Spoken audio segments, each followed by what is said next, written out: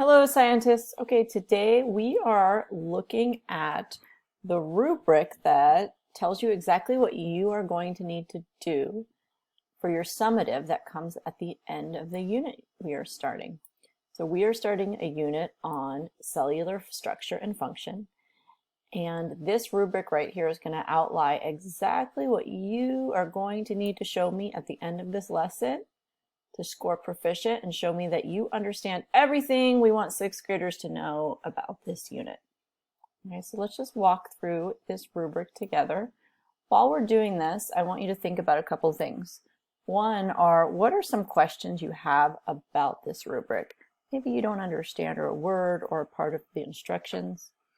The other thing I want you to think about is, what are some things you need to learn and able to demonstrate proficiency or score 3 on this summative?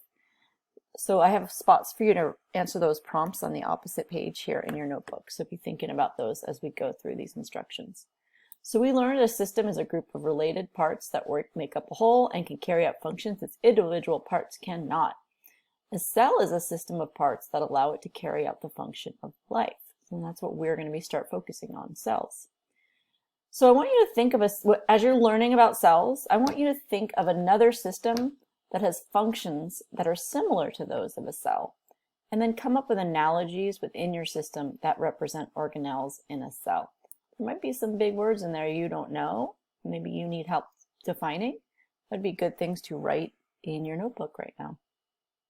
So examples of systems that you could compare a cell to would be like a Pokemon kingdom, Hogwarts, your house, a car, maybe an ancient civilization that you're learning about in social studies, a Minecraft system, or you could be creative and come up with your own system. It has to be a system that has parts that are similar to the parts of a cell. Now, a cell has lots of parts. In 6th grade, we want you to focus on 5 of them. So the 5 parts we want you to know are the cell wall, the cell membrane, the chloroplast, the mitochondria, and the nucleus. Okay, those are all parts of a cell, and we're going to learn what each of these parts do. Okay? And then you have to think of a system that has parts that do similar things and compare the two. Now you're going to have lots of ways to represent what you have learned. Some options for you are going to be a Google slide presentation, maybe a Flipgrid video with visuals, or you can hand draw me like a booklet and take pictures and send it to me in Google Classroom.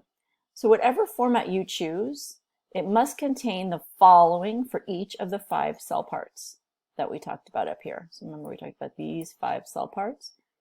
Okay, so for each, it must have the name of the organelle, one of those parts, a picture of the part or the organelle, a picture of the item within your own system that represents that organelle, a description of how the organelle provides a similar function to that part of the cell.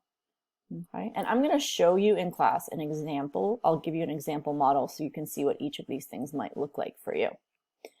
In order to score a 4, we'll talk more about this down here, but you're going to do something a little bit different to score a 4. So remember, at the end of the unit, we want you at a 3. This is where we want every 6th grader to be at the end of the unit. So in order to score a 3 on this summative, your presentation, whichever one you choose to do, must include all of these things I listed in the instructions. So if you're in doubt, you can go back up to the instructions and say, do I have all 5 cell parts represented? Do I have a name of that part? Do I have a picture of that part? Do I have a picture of an item that I'm comparing it to? And do I have a description of how that organelle provides a similar function to the cell part? If you have all that, then you're going to score a 3. And your analogies, your comparisons, they have to make sense. That is how you're going to score a 3.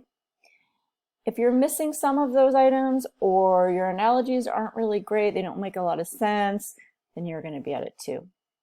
A 1 would be that you're missing most of it, or all of it, and your analogies just don't make any sense at all.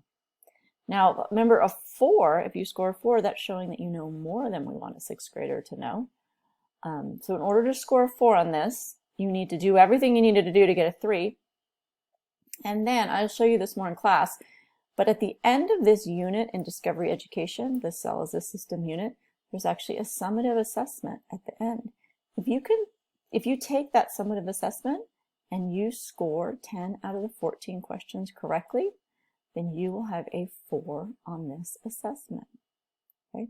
We'll go over this again in class. I wanted you to look at it on your own first. So please go ahead and respond to the 2 questions on the next page. What are some questions you have about the rubric? Maybe you don't understand some of the words in here. And what are some things you are going to need to learn in class in order to demonstrate proficiency? Right? I can't wait to hear your responses. And also there's a link to this rubric. You can see it's hyperlinked to the word rubric. So if you want to take a closer look at this, you can. All right, I can't wait to see your responses.